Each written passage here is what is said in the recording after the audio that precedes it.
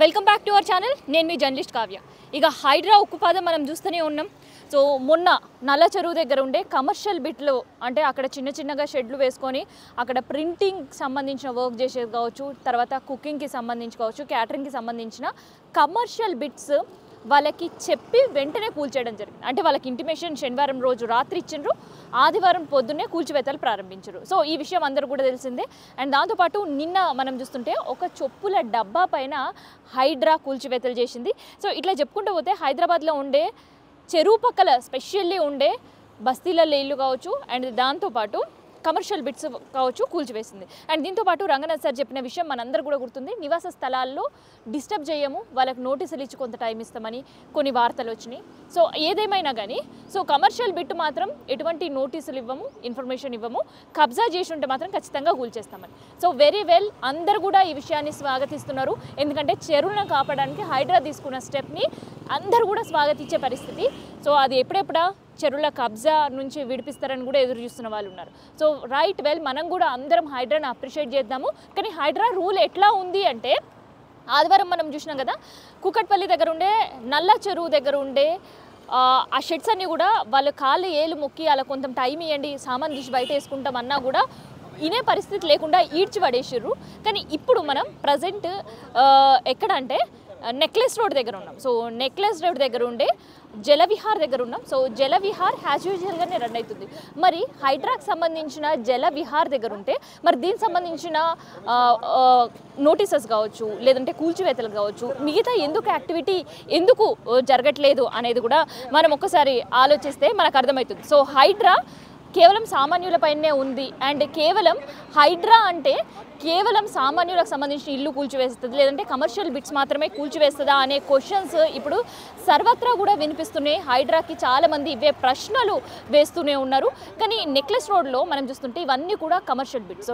So అవి రోజుకో నెలకో లక్షల్లో ఆదాయం ఉంటే, వీళ్ళల్లో మాత్రం కోట్లలో ఆదాయం ఉంటుంది.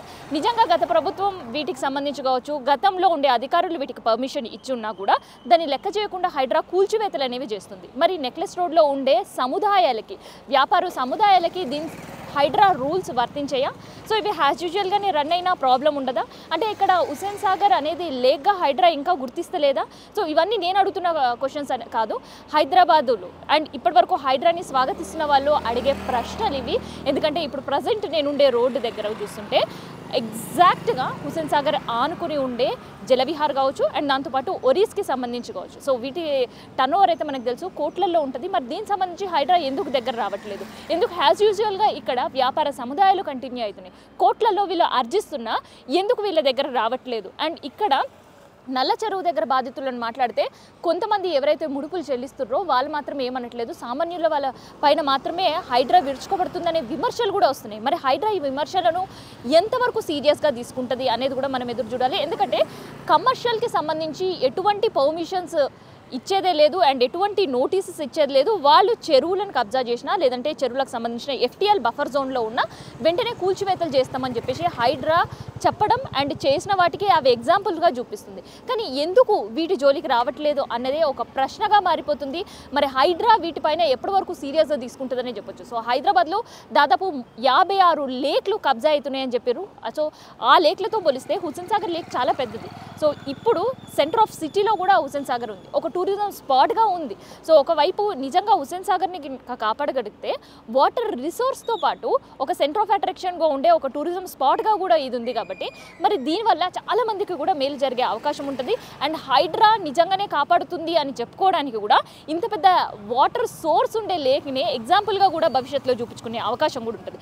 మరి ఇట్లాంటివన్నీ కూడా వదిలేసి కేవలం సామాన్యులకు సంబంధించిన ఇళ్లపైన బుల్డోజర్లు అండ్ సామాన్యులకు సంబంధించిన వ్యాపార సముదాయాలపైన మాత్రం హైడ్రా బుల్డోజర్లు ఉన్నాయి. కానీ ఇట్లాంటివి మాత్రం యథేచ్ఛగా కంటిన్యూ అవుతున్నాయి. సో ఎటువంటి భయం లేకుండా కూడా సాటర్డే సండేస్ హాలిడేస్ వస్తే హెవీ క్రౌడ్ ఉంటుంది. అండ్ ఇంకా చెప్పాలంటే ఒరీస్ లాంటి రెస్టారెంట్స్ దగ్గర మనం చూస్తుంటే బుకింగ్ ముందుగానే చేసుకొని రావాల్సిన పరిస్థితి ఉంటుంది. సో ఇవన్నీ కూడా లేక్ వ్యూగా అండ్ దాంతోపాటు లేక్ ఆనుకునే ఉన్నాయి. సో దీనిపైన హైడ్రాకి దృష్టి లేదా అనే క్వశ్చన్స్ ఉన్నాయి. సో ఇదే హైడ్రా ఇవ్వాలి వచ్చిందేమో, కాకపోతే దీనిపైన పర్యావరణవేత్తలు అయితే ఎన్నో సంవత్సరాలుగా హైకోర్టులో పీల్ వేస్తున్నారు, దీనిపైన కొట్లాడుతున్నారు, కానీ పర్యావరణవేత్తలు ఎప్పటికీ కూడా ఓడిపోయే పరిస్థితే ఉంది. మరి హైడ్రా వచ్చిన తర్వాతనైనా వాళ్ళ విష్ని అంటే హుస్సేన్ సాగర్ లేక్ని కాపాడుకోవాలి, పొల్యూట్ కాకుండా ఇట్లాంటి సముదాయాల వల్ల కాపాడుకోవాలి అని వాళ్ళు ఎన్నో రోజులుగా ఎదురు చూస్తున్న కళ మరి ఎప్పుడు నెరవేరుతుంది అనేది మనం కూడా ఎదురు చూడాల్సిన పరిస్థితి. సో మొత్తానికైతే యాజ్ యూజువల్గా హ్యాపీగా Necklace Road and Hussain Sagar బఫర్లో ఎఫ్టీఎల్లో అండ్ దాంతోపాటు బఫర్లో ఉండే వ్యాపార సముదాయాలు యథేచ్ఛగా సంపాదించుకుంటున్నాయి, కోట్లు కూడబెట్టుకుంటున్నాయి. మరి ఈ విషయం హైడ్రా త్వరగానే పట్టించుకోవాలి. సామాన్యులతో పాటు ధనికులైన కోట్ల ఆర్జించే వ్యాపారులు కూడా మాకు సమానమే.